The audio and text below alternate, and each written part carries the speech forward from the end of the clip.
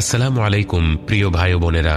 নবীজি সাল্লাল্লাহু আলাইহি ওয়াসাল্লাম বলেছেন, আফদালুল জিহাদি কালিমাতু আদলিন ইনদা সুলতানিন জাইর। সর্বোত্তম জিহাদ ওই ব্যক্তি করে যে অত্যাচারী শাসকের সামনে সত্য কথা বলে। আজ আমরা ইতিহাসের এক গুরুত্বপূর্ণ মোড়ে দাঁড়িয়ে আছি। সারা দেশ জুড়ে তরুণ প্রজন্ম পথে নেমে গিয়েছে। তাদের উদ্দেশ্য একটি, প্রশাসনের কাছে একটি ন্যায্য দাবি তুলে ধরা।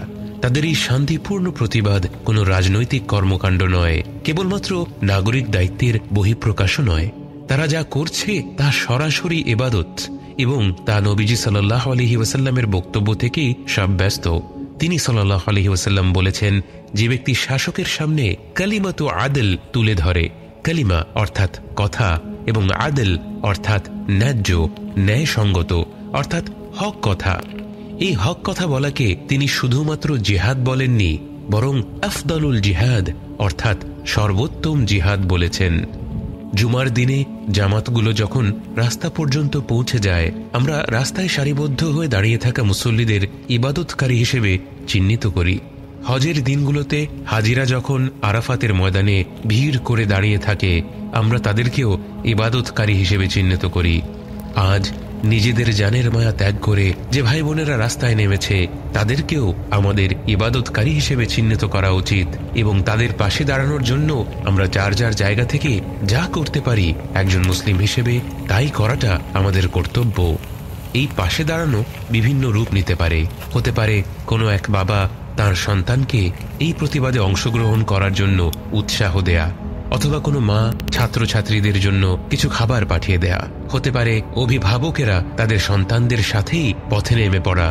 আবার হতে পারে আহত তরুণ তরুণীদের জন্য নিজের ঘর খুলে দেওয়া, ডাক্তার ভাই বোনেরা বাড়তি সময় ধরে আহত ভাই বোনদের চিকিৎসা করা।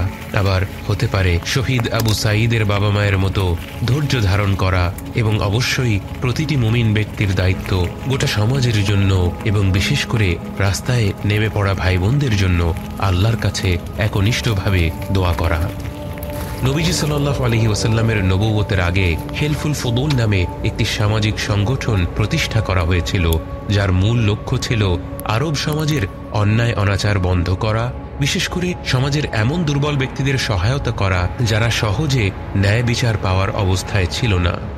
বহু বছর পর নবুয়ত লাভের পরবর্তী সময়ে নবীজি সাল্লাল্লাহু আলাইহি ওয়াসাল্লাম একবার হেলফুল ফুদুল সম্পর্কে বলেছিলেন, আমাকে যদি ইসলামের যুগে এরকম কোনো কিছুতে অংশগ্রহণ করতে বলা হতো, আমি তাতে রাজি হয়ে যেতাম।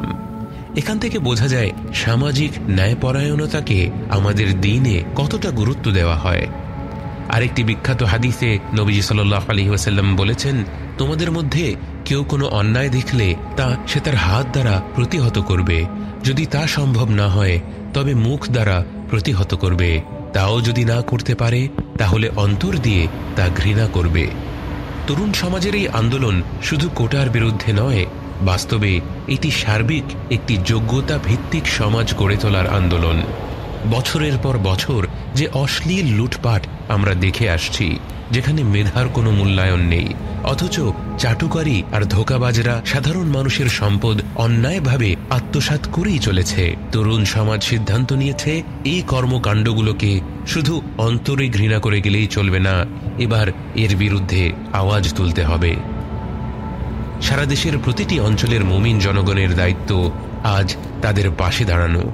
আমাদের আলেম ওলামাদের উচিত প্রত্যেকে তাদের জায়গা থেকে এ ব্যাপারে নেতৃত্ব দেওয়া। বরং আলেম ওলামাদের আরো বেশি এগিয়ে আসা প্রয়োজন, কারণ যারা দুর্নীতি করছে তারা সবার আগে ইসলাম ধর্মকে ব্যবহার করে ধর্ম ব্যবসা করছে। যে চোর প্রশ্নপত্র ফাঁস করে শত শত কোটি টাকা আত্মসাৎ করে বলে সে যে টাকা চুরি করেছে তা সব আল্লাহর রাস্তায় ব্যয় করেছে, এতে কি ইসলামকে নিয়ে প্রহসন করা হয় না? এই বক্তব্যগুলোতে কি ধর্মপ্রাণ মুসলিম জনগণ আঘাত পায় না? আমাদের আলেম ওলামাদেরকে আজ আল্লাহ তাআলা এত বড় বড় প্ল্যাটফর্ম দিয়েছেন। ইউটিউব এবং ফেসবুক জুড়ে ওয়াজ মাহফিলের ভিডিওর ছড়াছড়ি। আল্লাহ আপনাদেরকে এই প্ল্যাটফর্ম শুধু ভিউ গোনার জন্য দেননি, বরং এটি আল্লাহর তরফ থেকে একটি আমানত। এর সৎ ব্যবহার করা আমাদের কর্তব্য। দেশের এই ক্রান্তি লগ্নে আমরা কি মাযহাবের ভেদাভেদ নিয়ে পড়ে থাকব, নাকি সকল মুমিন ব্যক্তি এক হয়ে সমাজে কল্যাণ ও ন্যায়পরায়ণতা প্রতিষ্ঠায় একে অপরকে সহযোগিতা করব।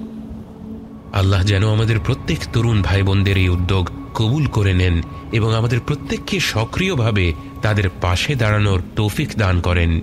পরিশেষে